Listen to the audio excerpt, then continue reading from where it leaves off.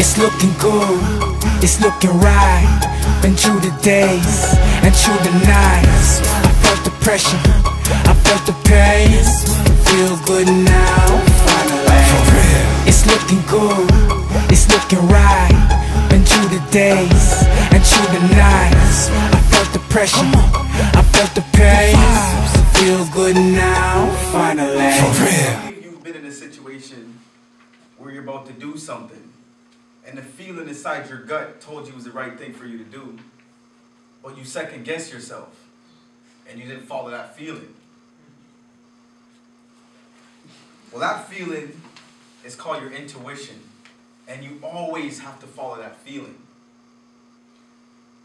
In October of 2011, I booked a cruise to go to the islands, and one of the islands was going to be Jamaica. And I haven't seen my dad in over 13 years. And we talk periodically. So I told him I was going to be there on a Wednesday. And the ship was going to be there around 1 o'clock. And when I get to Jamaica, there's thousands of other people getting off. And there's locals there. You know, they're setting up their shops for people to buy souvenirs or whatnot. And I'm coming out like, how am I going to find my dad out here? Because after 13 years, people's appearances change. You know, some people lose weight, some gain weight. In Jamaica, they grow dreadlocks. And so as I was walking through the crowd to get to where the locals meet up, I seen a guy, and he was just like, he was standing by a pole. Just looked like he was waiting. And I was like, that's my dad. But I second guessed myself. I also didn't want to walk up to some stranger and say dad and look like a fool. So my next option was to call him. But before I got on that ship, I forgot my cell phone in the car. So I had to walk all the way back to the ship, get through security, and call my older brother back in Canada and ask him for a dad's number. And I walked all the way back out to where the locals are. And I asked the local officer, it was a lady, I said, excuse me, ma'am, can I use your cell phone? So while I'm dialing this number, you know, I'm still looking at that guy across the street, and now the phone rings, and he reaches in his pocket, and he picks up the phone, he's like, hello, my dad, he still got that Jamaican accent. And he looks at the phone, and he's looking like, he realized that it's a local number, but he can't really recognize the voice, so I'm like, hello, it's your son. And I'm waving now, and we see each other. It's like a surreal moment, but had I followed my intuition, I wouldn't have to go through all the unnecessary steps to get to the same result. You know, her intuition is like her GPS in her car. If you booked a vacation to go to Canada's Wonderland or wherever, you're not going to deviate from your GPS. Nor should you deviate from your inner guidance system. In 2004, when my daughter was born, her mom put on a little bit of weight due to the pregnancy.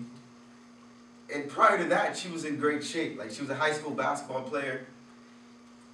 And she liked to be healthy. So her intuitions were telling her to get back in the gym and start running again.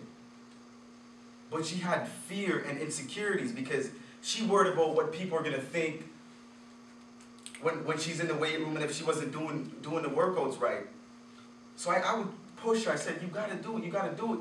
So we slowly started running in the park after dark when no one was watching. You know, and that built up, like after one success, it builds another because success builds more success, which creates confidence. And now she was confident to go to the gym and get a gym membership and start working out and get in the shape she wanted to be. And now she looks really good because she wanted those results. About 4 or 5 years ago, when I was getting ready to invest in real estate, I read the Donald Trump books. I read how to invest in real estate, how to buy foreclosure with no money down. But when it came time to do it, I was nervous. I had fears because, you know, I was listening to the negative people telling me maybe investing in real estate is not what you want to do. But there's a feeling that was inside of me that was telling me to do it. And I took that step. And I signed on the dotted line, and I haven't looked back since. You know, I look at it like human beings, we're not like cars. You know, because if I'm driving down the street and I get in a car accident, I can put that car in reverse and I can maybe do a 3-point turn and go the other way. But with humans, our minds are so powerful. We can do anything. If I come into that situation or a roadblock, I can step over that. If something else happens, because we're going to face other obstacles in life, our minds will allow us to figure that out. So once you take that step, never take another step backwards. Always strive to go forward.